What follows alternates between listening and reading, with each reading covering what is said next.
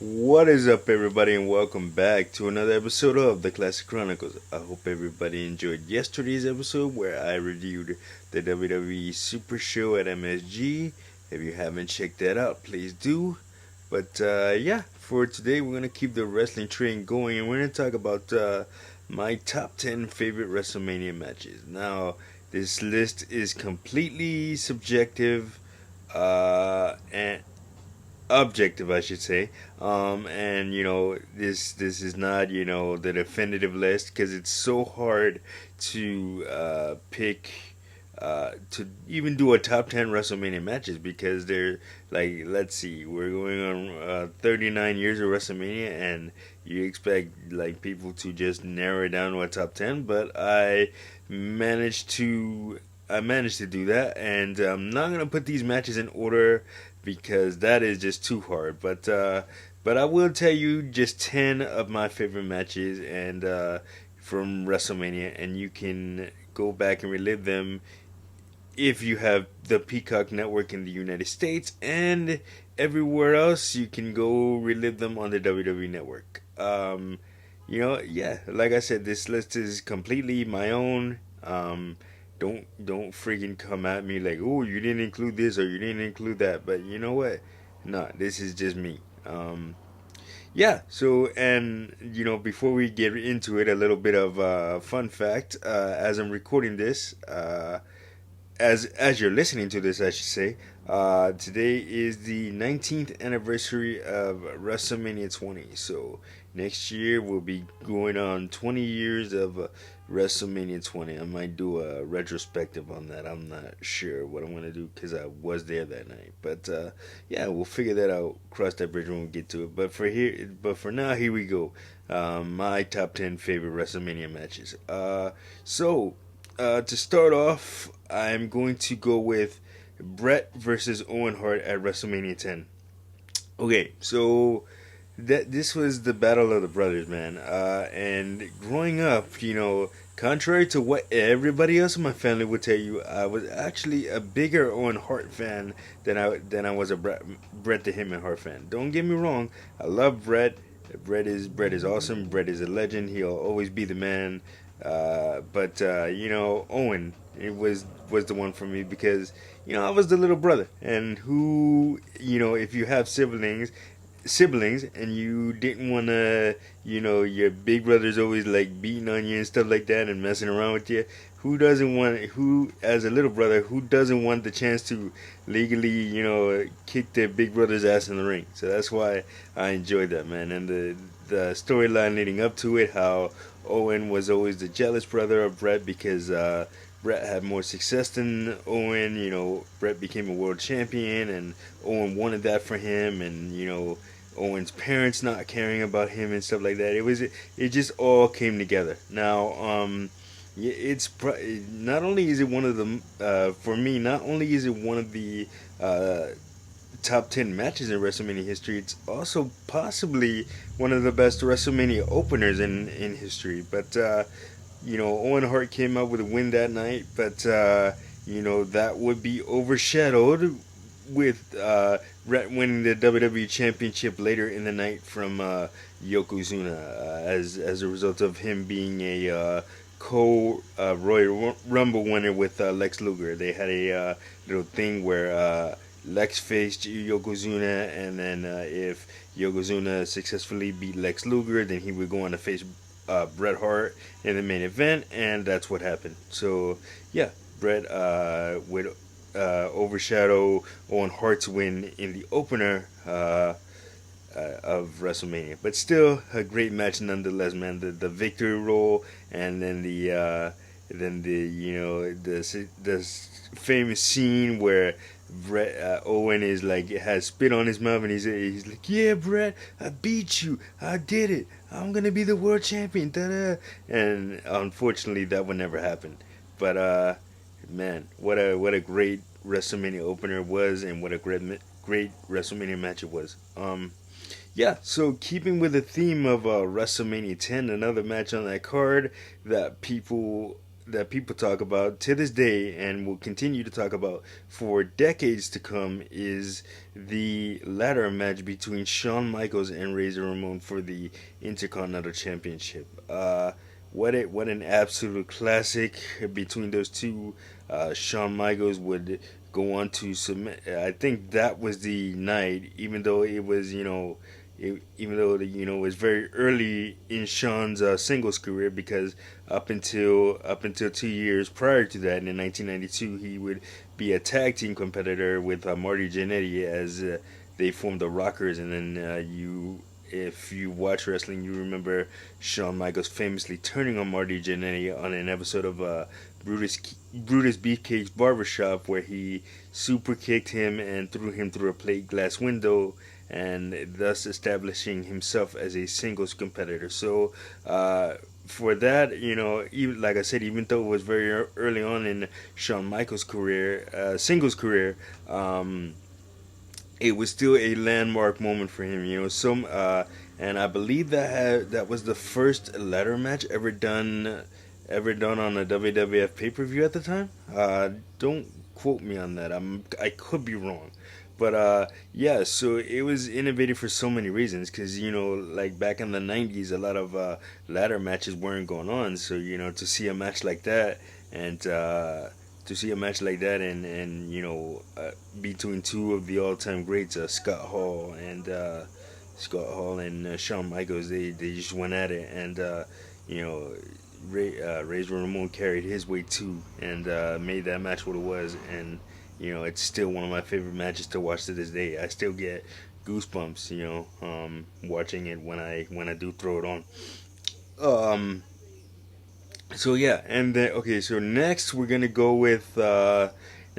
fast forward a little bit, and we're gonna go with Bret Hart versus Stone Cold Steve Austin, WrestleMania 13, the submission match, man. What a what a match, man.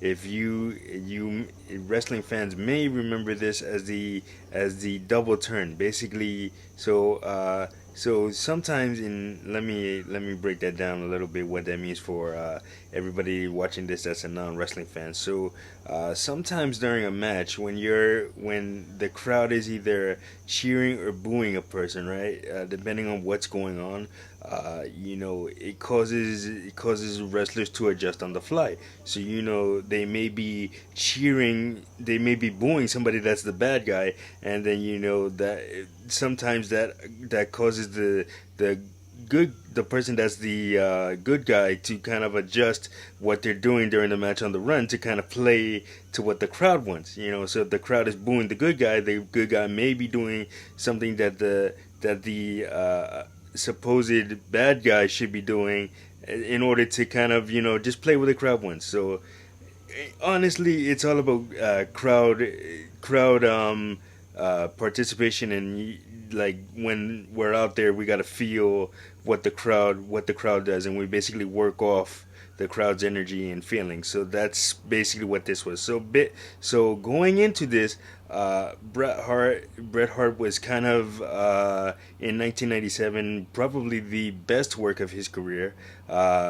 He was kind of the heel in. Okay, so let me back up a little bit. So in America, Bret Hart was the bad guy. So he would basically run down America, saying that Canada's better, or the rest of the world has a leg up on us and everything like that. And then throughout the rest of the world, excluding America, Bret was like the hero, the conquering hero, the good guy, the one that everybody wanted to see win and beat anybody that was placed in front of him. So in this case, he went up against Stone Cold Steve Austin. So Stone Cold Steve Austin is kind of the anti-authority figure. Doesn't give a damn what people think or say, and just wants to play by his own rules. So now, during this match, going into that match, Stone Cold Steve Austin was had became. Even though he was supposed to be a bad guy, the fans naturally cheered him against Bret Hart. So so going, what do you call it? During that match, it went back and forth. Brett was trying to do everything to get Stone Cold Steve Austin to submit, and Stone Cold Steve Austin was trying to do everything to get Brett to submit. And anybody that watched wrestling, Stone Cold isn't the most technically sound guy, but he will whoop your ass, if need be. But that wasn't the object of this submission match. The object is for you to make your opponent submit. And Bret Hart had tons of ways to do that, and Stone Cold had to kind of improvise and think of something. But so what ended up happening during the match is Stone Cold Steve Austin was put in Bret Hart's finishing maneuver, the sharpshooter, and then it's a submission maneuver, of course. And then if there's an iconic shot of Stone Cold Steve Austin's like face just bleeding, and it's a crimson mass, man. Just all blood and red blood running down his face and into his eyes and everything like that. It's one of the most iconic professional wrestling shots there is. So but Stone Cold Steve Austin, despite being in that much pain and bleeding and all that, he did not give up. But he did pass out from the pain, which caused him to lose the match. And the whole narrative there is, he didn't give up. He passed out from the pain. So and then Stone Cold Steve Austin would go on to become one of the biggest superstars in wrestling, and while Brett would jump ship to WCW later that year and be involved in one of the, if not the most controversial angle in the history of professional wrestling, the Montreal Screwjob. Yeah. So yeah, that was the infamous double turn of WrestleMania 13, 1997. So yeah, number 4, going to WrestleMania 20. This was a very special night for me because, like I said at the beginning of this, I was there. So this one for me was very, very special to get to see live. The triple threat match between Shawn Michaels, Triple H, and Chris Benoit for the World Heavyweight Championship, man. And then obviously 3 of the best wrestlers to ever put on a pair of boots. Say what you want about Chris Benoit personally. If you know his personal tragedies, that's one thing. But me as a professional wrestler myself and a wrestling fan, try to separate the personal from the professional. And professionally, there was very, very few people that can touch Chris Benoit. And just for that reason, I put this match on my list.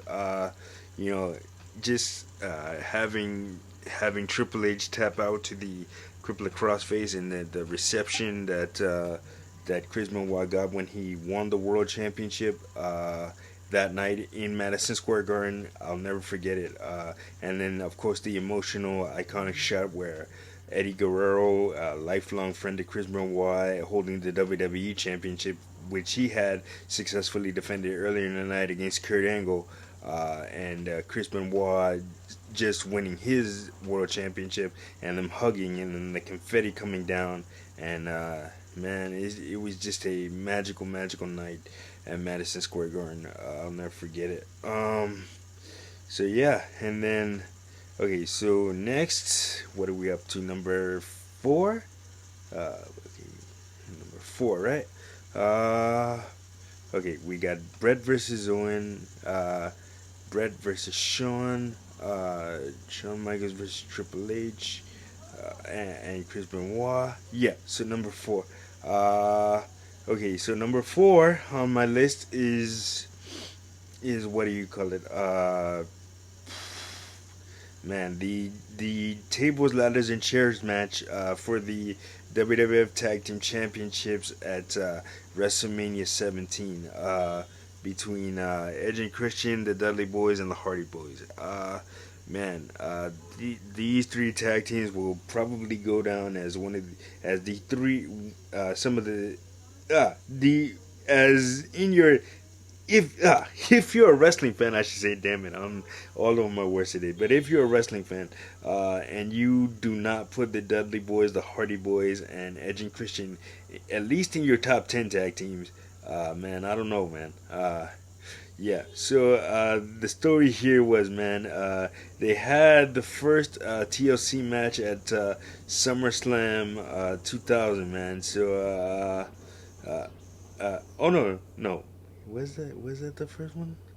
Yeah, SummerSlam 2000 was the first TLC match between the Dudley Boys and Edge and Christian for the tag team championships, and now it was up to them to kind of top what they did at SummerSlam the previous year at WrestleMania. So yeah, man, the most iconic image from that match, although there are several, the most iconic one for me was Edge spearing Jeff Hardy off the ladder while Jeff Hardy was hanging onto the tag team championships, man.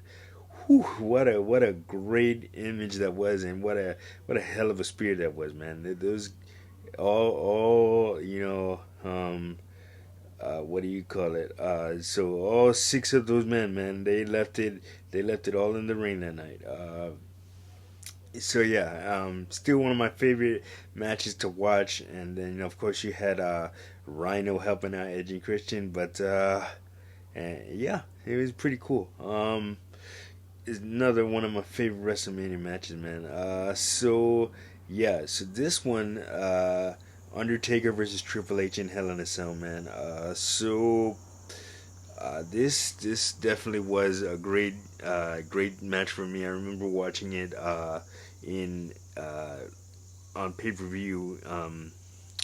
And this was the end. This one was billed as the end of an era. So they had Triple H and Undertaker had fought two previous times at WrestleMania with Triple H getting coming out on the short end of the stick against Taker. They fought at WrestleMania 17, which I just talked about, and then they fought again the previous year at WrestleMania 27. So and this was WrestleMania 28. So Triple H was looking to end the Undertaker's career in Hell in a Cell, and Taker was looking to go 3-0 against Triple H, and Taker did just that. And what made the match different from the previous year was Triple H's best friend Shawn Michaels, the Heartbreak Kid that I mentioned earlier on this list, was the special referee for that match, and they did everything they could to keep Taker down, but it didn't work, man. Taker got the win over Triple H, and you know yeah, it was one of the best Hell in a Cell matches I've ever seen, I should say. Probably my third favorite Hell in a Cell match. Maybe I'll do a top 10 on those two. But yeah, definitely for sure a great match to watch. Actually, I'm lying. That was not number. So I think we're up to number 6 because yeah. Anyway. Anyway, no. Well, I'm keeping count. I'm gonna stop when I think I ran out of stuff. All right. So the next match on my list is what do you call it? What do you call it?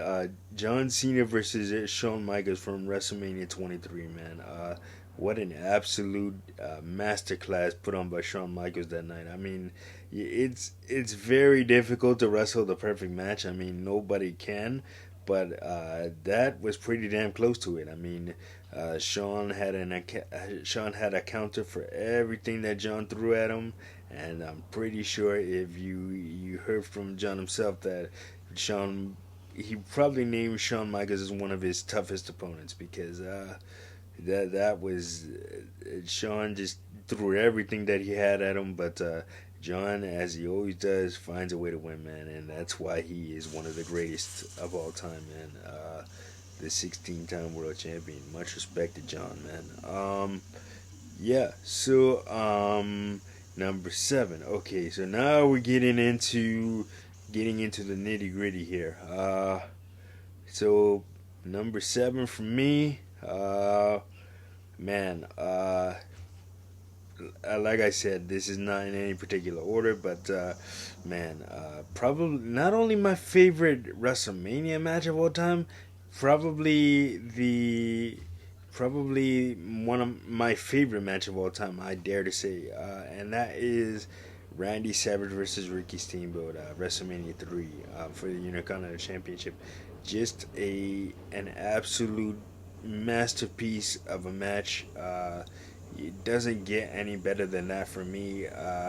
Just two of the all-time greats going at it for the Intercontinental Championship. And one thing that I remember, I was born in 1987, so I didn't see the match when it originally aired, but going back and watching the WrestleManias like later in my life, man, that is the one match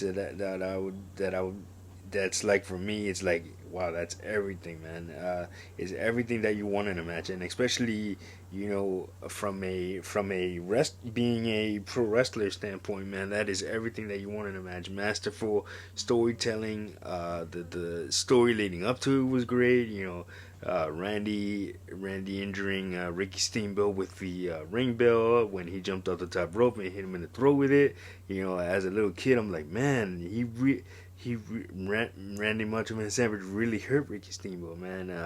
And just not having Ricky Steamboat talk before WrestleMania, which is a great idea to sell the injury. It just everything about it, and then the match itself, man. So many false finishes, as we call them. You think somebody's gonna win the match, but then they end up kicking out of a big move, so that's what a false finish is. And yeah, man. So it's just everything to me. My favorite match probably. I've said it ad nauseum, and when people ask me, but you know what? I will continue to put that as my favorite match. Okay, then number 8, man. Rock versus Austin 2 from WrestleMania 17.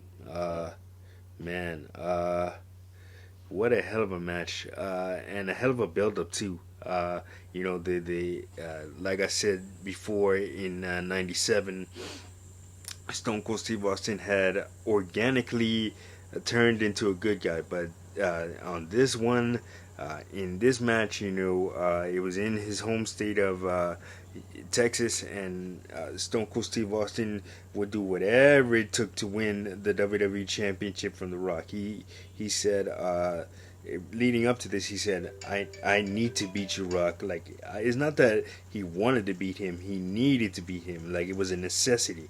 Like, the WWE Championship to Stone Cold Steve Austin was more important than life itself. So yeah, that is it's a great build up, and then him aligning himself with Vince McMahon or Mr. McMahon, however you want to address him, the boss. Nobody saw that coming. Stone Cold Steve Austin had been, and Vince McMahon had been going at it for the majority of time, like for the last 4 years up until that point, and then for Stone Cold Steve Austin to align himself with Vince McMahon, it's like he made a deal with the devil. Like that, that's how it felt, to every wrestling fan. Like this? How is one of the most beloved figures in all of pro wrestling gonna just turn his back on us, the fans, and align himself with Vince McMahon? But yeah, no, it all worked out in the end, man. It all worked out in the end. It was a hell of a storyline, and look up the video package to that. Just watch the video package that they play before the match itself. Set to Limp Bizkit's "My Way," probably one of the best video packages ever done by WWE. If you don't wanna, I'll put it in the description just so you can see what the hell I'm talking about. Like it's just crazy, man. It makes you get hype and want to watch the match like right then and there. But yeah, man. So okay, my last two. Okay, so my last two. Brett versus Shawn Michaels in the Iron Man match from WrestleMania 12. Man, so what an Iron Man match is, for those of you who don't know, it's either 30 or 60 minutes, but in this case it was 60 minutes, and the wrestler who can gain the most pinfalls or submission in that time limit wins the match. So Bret Hart and Shawn Michaels, two of the best wrestlers to ever do it, and what do you call it? Like, yeah, there were sides there.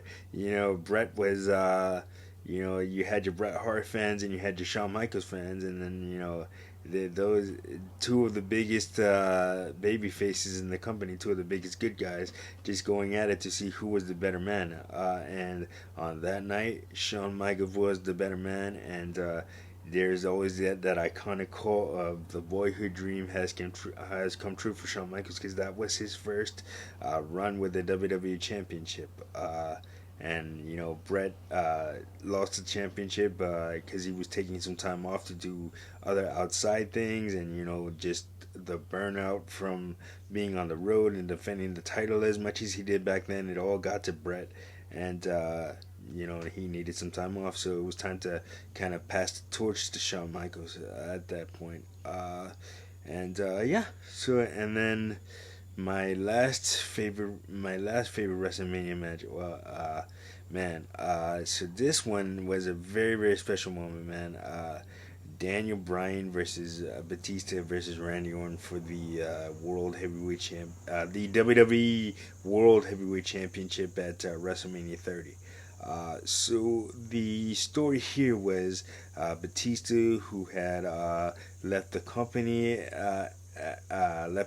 in 2010, came back came back 4 years later to kind of have one more run with the world championship, and Randy Orton, who was really, really hot at the time, on fire, man. He was the WWE World Champion, and you know Batista had won the Royal Rumble in Philadelphia, and Daniel Bryan wasn't a part of that Royal Rumble, but the fans kind of finessed Daniel Bryan into this, who was Daniel Bryan, who was an indie darling, on the independent circuit. Everybody knew him.